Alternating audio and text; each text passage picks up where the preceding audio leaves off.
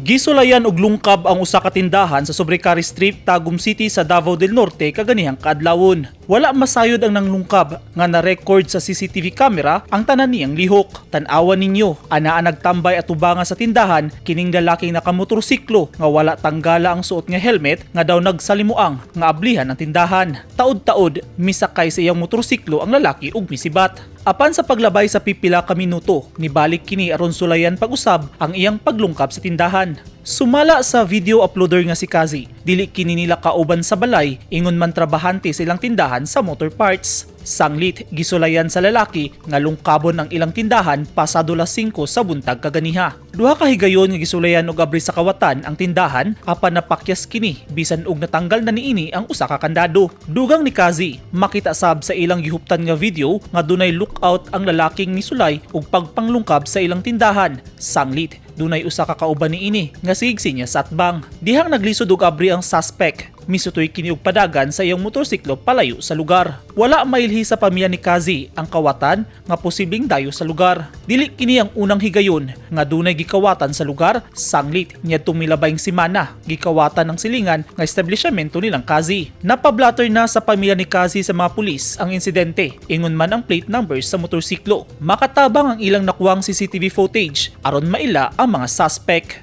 Eugene Hinutan, Newsline Philippines. Stay safe.